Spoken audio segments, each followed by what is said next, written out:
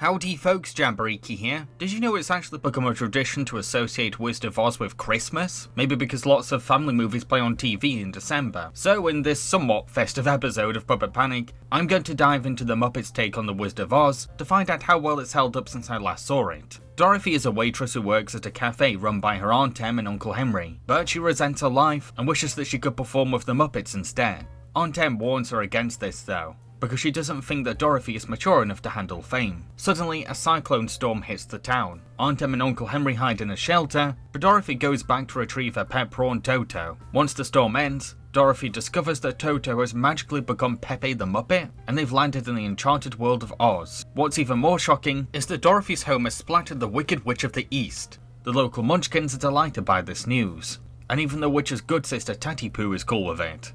Dorothy then claims the dead witch's silver slippers as her own, and goes on an adventure to find the Wizard of Oz, so that she can wish to become a famous singer. Along the way, she meets Scarecrow, played by Kermit the Frog, the Tin Thing, played by Gonzo, and the Cowardly Lion, played by Fozzie Bear. When the Wicked Witch of the West discovers that Dorothy has her sister's silver slippers, which she's always wanted, she orders a biker gang to stop our hero's journey. Many Muppets fans consider this movie to be a low point for the Muppets franchise. Even I placed it at number 2 on my worst Muppets movies list a bunch of years ago. However, after rewatching this movie, I've actually come to better appreciate it. Yes, I now think the Muppets Wizard of Oz is a good movie. Not great, but good. Sure, it's a bit of a step down from other Muppets movies, but I can at least see what it was trying to do and admire how it stuck to its guns. Let me first get the problems out of the way. I'm not naive. I know that this film has its glaring weaknesses and obvious issues. I mean, it's a 2000s TV movie with a shoestring budget. A film so blatantly cheap that you can tell that every set is a soundstage, which often took me out of the fantasy and magic. You can tell that most of the money went to hiring big name stars and puppet maintenance, because there's little to no production values here. There's also a lot of primitive and tacky CGI that really shows the film's age. 3D visuals that look more like PlayStation 1 cutscenes than the sets or effects of a fantasy adventure movie. Saying that though, this fake looking CGI actually works perfectly well for the Wizard of Oz's theatrical illusions, because they're supposed to be phony.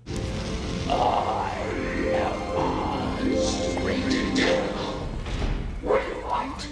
Hi there, Mr. Oz. I can also tell that the casting of Ashanti as Dorothy was mainly a stunt for attracting more TV viewers. Ashanti was one of the biggest pop stars at the time, and I do get the impression that she was only cast for her name power and singing talent. She gives a rather mediocre and wooden performance that's often overshadowed by the Muppets themselves. You know, we're on our way to meet the Wizard of Oz, and he's gonna make me a superstar singer. And if he can do that, I bet he can give you a brain. I'm sorry folks, but Ashanti just can't act. She really can't, bless her. She's a great singer though. I got a feeling that we did something right. Everything looking up, future shining bright. Gotta get a message out. That being said, it's clear that the movie is giving its own modernized spin on Dorothy. She can be sassy, no nonsense, and ready for a throwdown. A hipper and badass Dorothy with only a few traits borrowed from Judy Garland. So while Ashanti struggles at playing a wholesome countryside girl lost in a strange new world, I think she really excels at bringing her pop star persona to Dorothy's more diva moments. Alright, Gail. This ends now. Once and for all. Bring it! Let's go. It's on! I'm ready. Come with it! I also wasn't a fan of how the Munchkins were basically walking plot conveniences. Dorothy or the Muppets just have to sing a song, and these rats magically appear to save their hides. It takes a lot of tension away from obstacles, because the Munchkins are always ready to pull our heroes out of a jam at the drop of a hat. Calling all the Munchkins, let's do Lunchkins. Come on. What took you so long? Okay, one more complaint I'd like to address before I defend this movie. Despite being marketed as a whimsical, family-friendly movie for kids, Muppets Wizard of Oz has a bunch of uncomfortable adult moments that feel really out of place. There's a few weird sexual jokes that stick out like a sore thumb.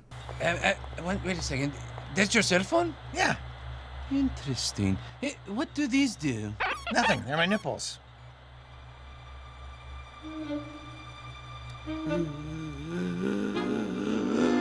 Plus we get a whole scene where the wizard presents himself to Gonzo as a sexy, attractive seductress, only for this to happen when Gonzo shows disinterest. Look at the size of those wings. No. I'm not here for that. I've just come here to get a Not to mention, for some bizarre reason, we get an extended cameo from filmmaker Quentin Tarantino, a director best known for violent, sordid and grimy R-rated movies that kids shouldn't be watching. Sure, it might make parents chuckle, but it's still a strange, out-of-nowhere cameo for a children's fairy tale comedy. Dorothy! Bad! Dorothy goes to kick the Wicked Witch. Are you ready? Yeah. You ready for this? Here it comes. Yes. In the face. With all of my issues out of the way, let me use the rest of this review to explain why I like this flawed Muppet movie. Now, one thing worth noting is that the movie changes quite a lot for its adaptation. Some twists are just attempts to make the film more hip, but there are unique twists in this film that make it an unusual adaptation. Sure, it's not the first Oz movie to be a modernized retelling, but we have a Dorothy that's a waitress yearning to become a pop star, with a king prawn called Toto for a pet, Toto's your friend? Toto's a prawn I rescued from the diner because you won't let me have a dog. who goes up against a witch who is leading a biker gang and has her own reality TV show. Say what you will about whether any of these changes actually work, but I kind of like that it's going for its own weird thing, because that's commendable in a way. It helps it stand out from other Oz media. I've also grown to appreciate the Muppets casting a lot more too. Yes, they're unlikely choices, but they fit the point of these characters. Lonely and insecure outcasts who underestimate themselves. Kermit is the scarecrow who thinks that he needs a brain, but he's just beating himself up. If I had a brain, I wouldn't be stupid. And if I wasn't stupid, I'd be able to do something important. Fozzie is the cowardly lion who is too scared to perform on stage, yet is he stand-up comedy that helps him escape the villains. Now, everybody, close your eyes and put your hands on the floor. Yeah. Now, say the magic words, Owa, Tafu, Liam, 4 times. And Gonzo the Tin Man craves a heart when he repeatedly shows compassion throughout. Pay no attention to your critics. It's gonna be one step at a time, okay? Now take my hand. Put your tail down. This stuff. Now take my hand.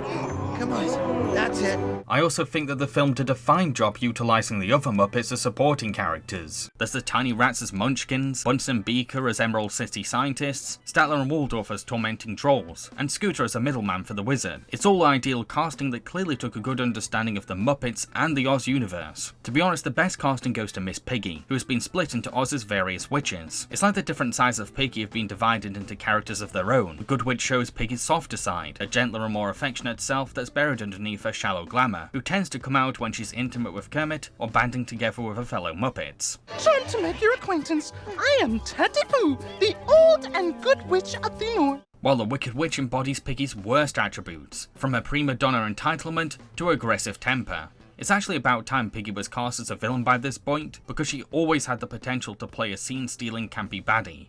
Ah-ha-ha! Oh, so clever, such wit! I know your type, Missy. You sweet young things coming with stars in your eyes, ready to show the world what you've got. Well, now it's time to clear the stage for the real talent. What took me by surprise the most upon rewatching this movie, though, was how thematically strong it was, and how much it stuck to its message. This isn't just a goofy Muppets parody, it's actually also a pretty decent deconstruction of the Hollywood myth of fame. You see, Dorothy is introduced as someone who will do anything to become a famous singer. It's less about the singing for her, and more about the exciting appeal of becoming a celebrity. Even when the wizard offers a seedy way of helping her achieve fame, she still comes off as desperate. A tabloid story linking you romantically to the famous person of your choice. Oh, really? So, what do I gotta do? However, as the movie goes along, Dorothy starts to appreciate deeper things beyond vanity and star power, as she bonds with her new friends and develops an empathy for these insecure, wholesome weirdos. Capture the girl and the fur ball. I'm in the mood for lion nuggets. As for the others, shred them to pieces. But why? They've done nothing to you. Not only that, she comes face to face with the Wicked Witch, the very embodiment of what fame and wealth can do to a person. The Wicked Witch ends up representing the monster that Dorothy could transform into if she continues to only care about wealth and fame. Today, you'll see me do my hair, take my daily bottled water bath, and, as an added bonus, I'll try on some awesome footwear that'll help me totally rule all of Oz. I'm never giving you my shoes, witch. We'll see about that. I also liked how the Wicked Witch's henchmen are happy-go-lucky bikers trapped under the witch's spell, who have had their humble lives taken away by this famous witch's enchantment, because their tragic story can be compared to when real-life, over-dedicated stans like celebrity worship take over their better judgment and bring out their worst selves.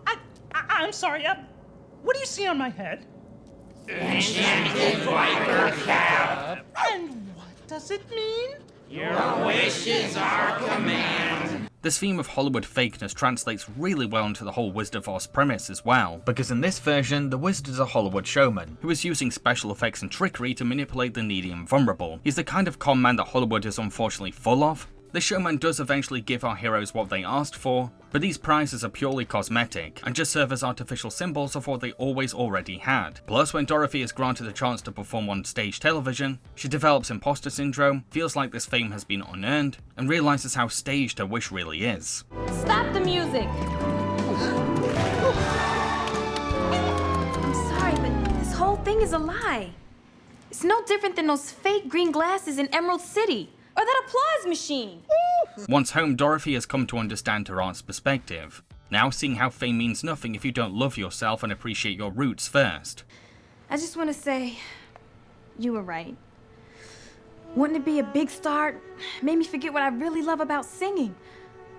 When you're doing it right, really singing, you don't notice where you are anyway. But at the same time, Aunt Em's traumatic experience of thinking she lost her niece to a natural disaster has taught her the value of letting children grow up and be free. Dorothy, when that wind picked up our house and blew it away, it gave me a whole new perspective on what home is really about. If you want to go on tour and sing, I want you to go. Because now I know you'll always be home with us, no matter where you are. Dorothy ends up joining the Muppets on tour by the film's conclusion, but she's now pursuing her career with a more realistic worldview, one that will effectively prepare her for the dark side of fame, including the taunting of bad faith critics, the dangers of nightlife, the fakeness of Hollywood executives, and the monster that fame-hungry celebrities can become. Do you see what I mean? This movie picked a point to make, then committed to it from beginning to end. Kudos to the writers for taking on this task while also trying to loosely adapt to classic literature at the exact same time. There's also a few musical numbers in this movie, including songs by Ashanti, which are okay. They're pretty bland and flavourless, just the typical pop songs you'd hear on the radio in the 2000s. They're not bad, heck they're easy to listen to and kind of catchy, but they're too inoffensive and twee to leave any impact.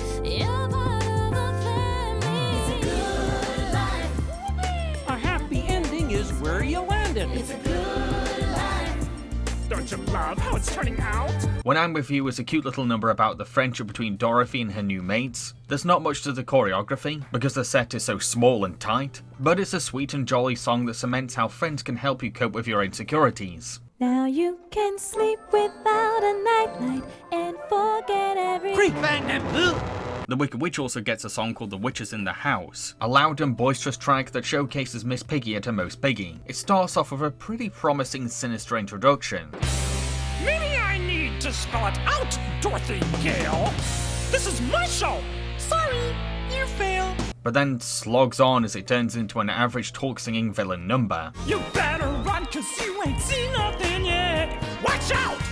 The witch is in the house! I actually find its visuals more striking and memorable. This hellish cave full of singing monsters who then proceed to decapitate the Muppets.